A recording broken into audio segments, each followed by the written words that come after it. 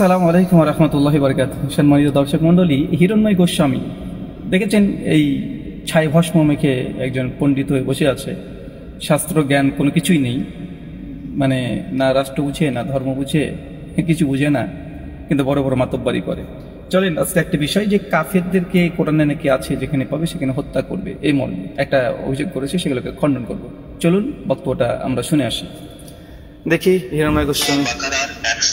91 আয়াতে বলা হয়েছে, কাফেরদের যেখানে পারো সেখানেই মারো, তাদেরকে ধরে ধরে মারো। তবে এই কথা বলবার পর যখন আমরা কথাটার প্রতিবাদ জানাই, তখন তাহলে না, বিষয়টা অন্য প্রেক্ষাপট। যুদ্ধের ওই প্রেক্ষাপটে যখন যারা যুদ্ধ করতে এসেছে তাদেরকে মারার কথা বলেছে। কিন্তু যদি আপনাকে প্রশ্ন করি কাফের কারা, কারা কাফের দাবি, একদম স্পষ্ট উত্তর দেবে, কাফের কারা যারা আল্লাহর রাসূলের কথা বিশ্বাস করে না, তারা ইসলাম ধর্মের মৌলিক বিশ্বাসকে অস্বীকার করে, আল্লাহকে অস্বীকার করে, আল্লাহ এক দ্বিতীয়কে যারা অস্বীকার করে, একমাত্র যিনি আল্লাহ ছাড়া অন্য কারোর উপাসনা করে না, মুশরিক, যারা ইসলামের চাইতে অন্য কোনো নীতিকে মতকে প্রাধান্য দেয়, যে ব্যক্তি সৃষ্টিকর্তা মনে করে অন্যকেও আল্লাহ ছাড়া অন্য কারোর উপাসনা করে, মুশরিক, ইসলামের মৌলিক বিশ্বাসকে অস্বীকার করে, আল্লাহকে অদ্বিতীয় মানে না, হযরত মুহাম্মদকে শেষ নবী হিসেবে স্বীকার করে না, এসব তো আমাদের পক্ষে হয় না। আমরা আল্লাহকেই ভগবান মানি না, আমরা আল্লাহর রীতিনীতি বা রাসূলের রীতিনীতি আমরা পালন করি, আমরা তাহলে ভগবান কৃষ্ণের কথা শুনি, গীতার কথা শুনি, আল্লাহ বাদ দিয়ে আমরা অন্য কোনো দেবতার উপাসনা করি। তার মানে কাফেরকে যেখানে পাবে সেখানে মারবে, মানে এখানে সন্দেহ করার কথা না। বলেছে তো কাফের, তার মানে কাফের তারা যারা হিন্দু মুসলিম তারা কাফের। আচ্ছা, ইনি হচ্ছে কোরআনে তাফসির করতে চলে এসেছেন। বলেছি না যে ভগবান যখন ভূত হয়, ইনার ব্যাপারটা হচ্ছে তাই। সূরা বাকারার 190 নম্বর আয়াত এবং 191 নম্বর আয়াতকে নিয়ে অপব্যাখ্যা করছে। চলেন আমরা কোরআনটাকে সেই জায়গা থেকে আমরা সরাসরি দেখাবো আপনাদেরকে, যে একজন হিন্দু পণ্ডিত হয়ে এরকম মানে মানে নোংরামি করে কিভাবে। মানে ধর্মের নামে যদি সত্য কথা বলতে হয় সে বলবে, নচেৎ জানে না সে কথা বলবে না, বা যে জানে সে বলবে। কিন্তু এরা হচ্ছে এমন কোয়ালিটির মানুষ যারা না শাস্ত্র বুঝে না কিছু বুঝে, এবং শুধু মিথ্যাচার, মানে এত ইসলাম বিদ্বেষী ইনার মনের মধ্যে। অন্য কোনো হিন্দু পণ্ডিত অনেকে আছে, তারা বিদ্বেষ ভাব তাদের মধ্যে নেই, তারা ভালোভাবে প্রচার করে। কিন্তু ইনার দেখেন, আমি দেখাচ্ছি আপনাদেরকে।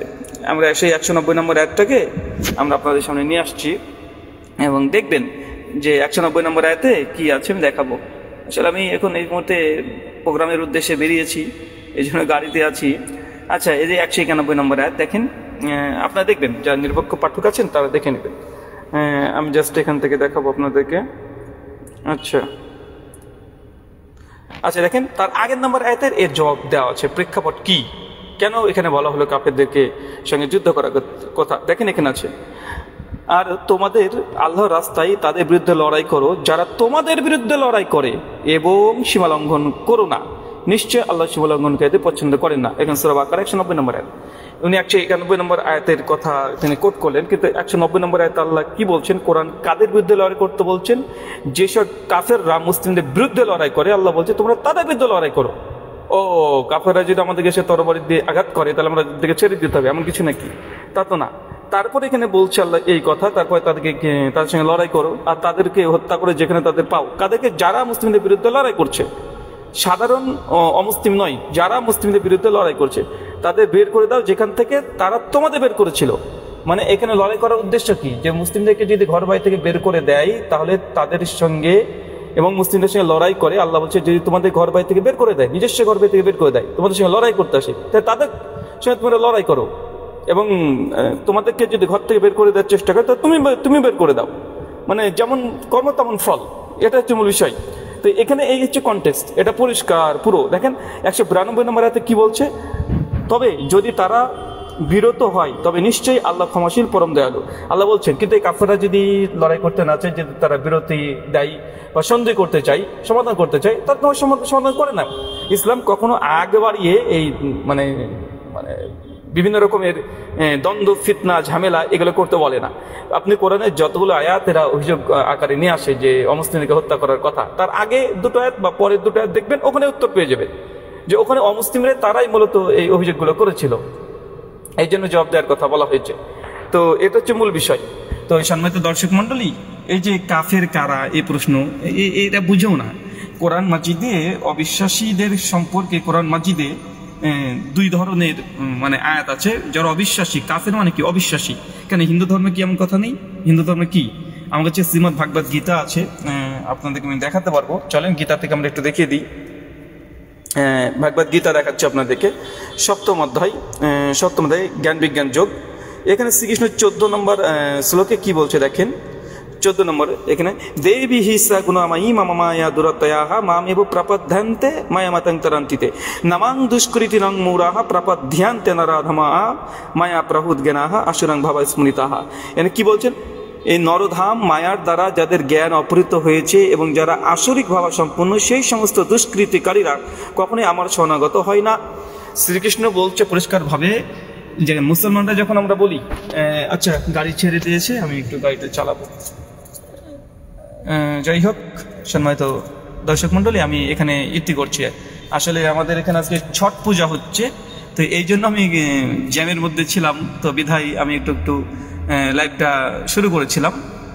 তো এখান থেকে আপনার বুঝতে ছট পুজো চলছে, এখানে জ্যামের মধ্যে আমি আটকেছিলাম। এক মিনিট।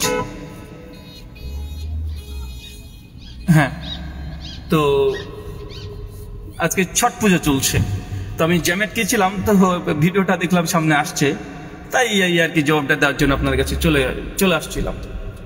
ছট পুজো মানে আজকে বিসর্জন হয়ে গেল।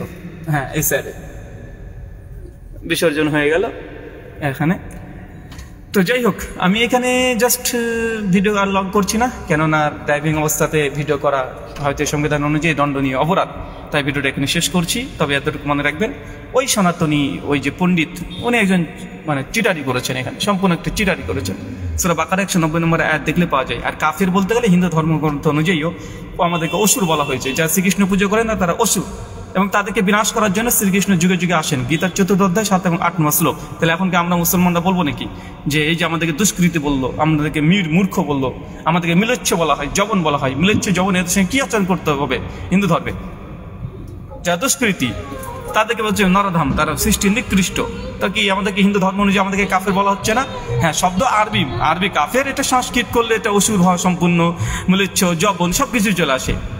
আসলে ছাগলগুলো কিছু বুঝেও না সংস্কৃত বুঝে, না আরবি বুঝে, না রাষ্ট্র বুঝে, কিছু বুঝে না, ভুলভাল শুধু তথ্য দিয়ে কথা বলে। ধন্যবাদ আপনাদের সকলকে। জাযাক।